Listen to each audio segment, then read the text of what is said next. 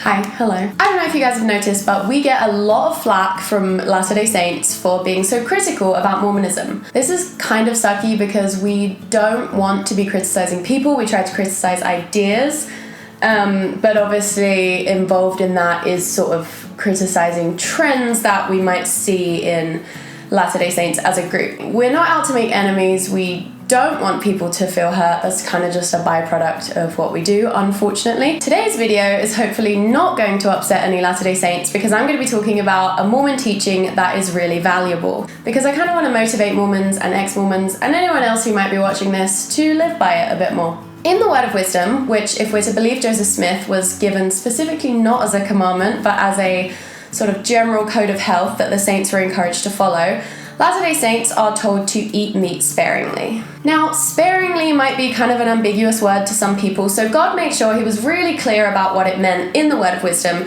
by using the phrase only in winter or times of famine. Pretty unambiguous, right? Crops don't grow much in the winter, and what kind of loving God would want his children to starve to death when there was a perfectly valid food source available, meat? So his definition of sparingly makes total sense.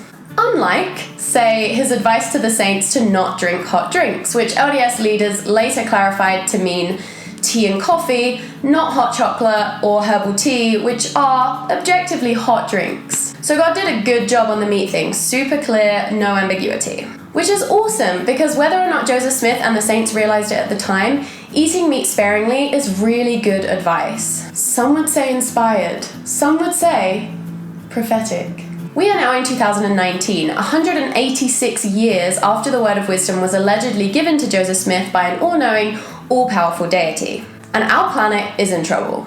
Climate change is currently on track to fundamentally change the nature of our human existence in really major, terrifying ways, and some of the world's poorest people are already being impacted by its effects. Even in the US, a country that's kind of slower to feel the impact of climate change relative to other countries, thousands of people each year are already dying prematurely from excessive heat exposure related to climate change. And experts have predicted that there are going to be 1 billion climate change refugees by 2050. So that's 1 in 9 people on the planet being displaced by climate change. Our planet is struggling. We're seeing extreme weather events happening with increasing frequency every single year. We're set to see the collapse of the oceans in our lifetime, which I don't think we really comprehend, like how big that's going to be. And over 1 million species are under threat of extinction, with a lot having already gone extinct. And we can't get those back.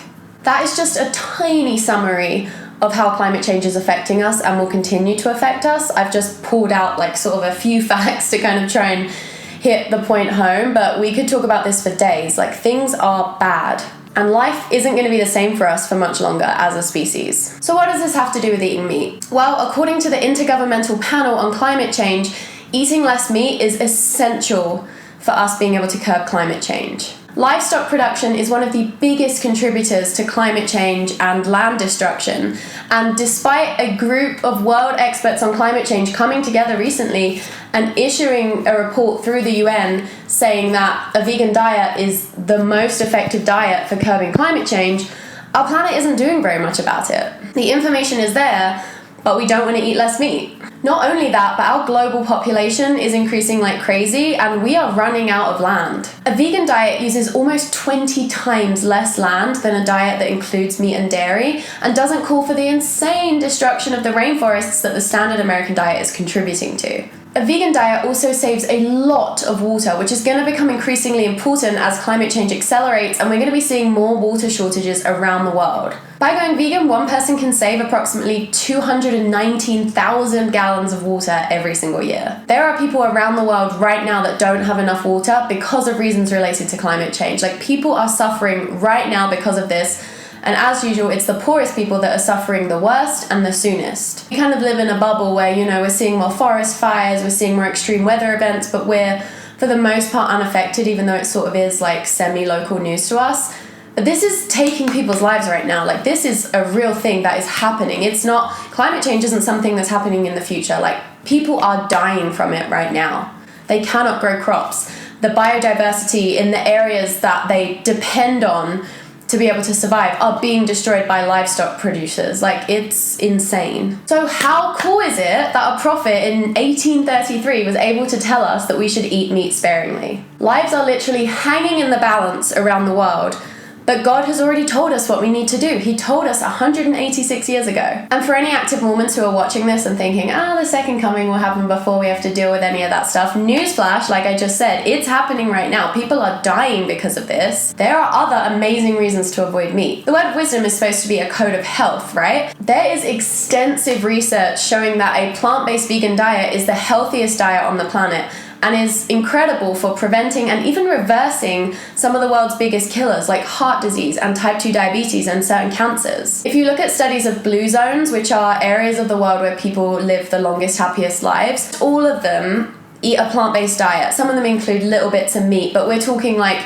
a little bit once a week. We're not talking anything even close to the standard American diet of meat, like once or twice a day. I'm going to leave a link to my favorite research-based vegan YouTube channel in the description box. He's called Mike the Vegan, because he's done such an amazing job creating all these videos where he's kind of scoured the scientific literature about veganism and nutrition studies and presented it in a digestible format for you, and I don't want to take that task on right now. He already has so many good videos, and he really gets into the weeds with every single like topic that he covers. So really recommend that you go check his videos out. They're so good. They're so packed with science and evidence that it would be challenging to try and sort of digest and understand yourself. But he's really a pro, and yeah, you should watch some of his videos. Health aside, factory farming is also one of the cruelest things on our planet.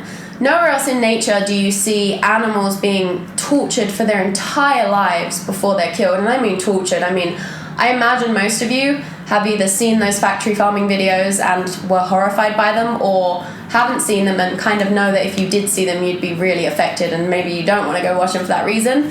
But factory farming is horrifying. Nowhere else in nature does that happen to an animal. In nature, it's like, you know, animals obviously get killed and eaten, but they live, you know, normal, happy lives up to the point where they're killed. You know, they're just sort of going about their business, and one day they get eaten by a tiger, which is harrowing. I wouldn't want to go through that, but it's nothing like what animals go through in the factory farming industry. Science has shown us at this point that cows and pigs feel things in the same way your pet dog or cat feels things, more so than your cat, actually. So if you wouldn't feel comfortable punching a dog or torturing a dog, I mean, like, what the factory farming industry does is worse than punching a dog. It's truly psychotic. It's horrifying. With all of this in mind, you would think that Mormons would be shouting from the rooftops about how incredible it is that Joseph Smith was inspired as early as 1833 to be telling people to eat meat sparingly, but they don't. As we all know, Mormons are huge meat eaters. Like, I don't think I ever went to a church function where vegetables that were served, which is like rarely happened, weren't served in some kind of sort of cream-based sauce. You guys know what I'm talking about.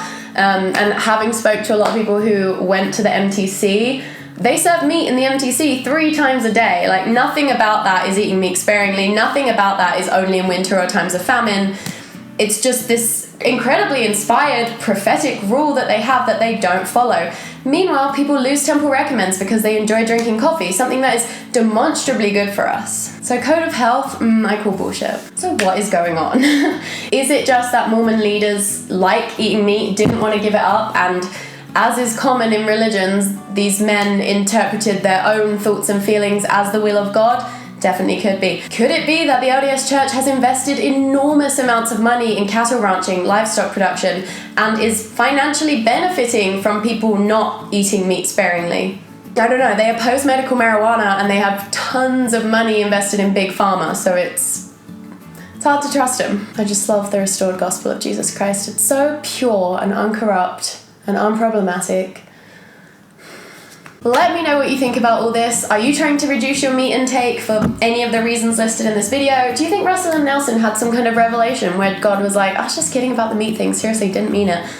What do you think? As always, thank you for watching, and if you found this video valuable, please consider supporting us on Patreon. We rely on Patreon donations to keep Zelph up and running, and to those of you who already support us on Patreon, thank you so much. We seriously appreciate you so much. Like I said, I'm going to leave links to Mike the Vegan in the description box. I'm also going to leave some other valuable links for those of you who are inclined to do a bit of your own research. Just want to give you some resources that you can check out. And yeah, that's it. Happy Tuesday. Avoid meat and dairy, I would say.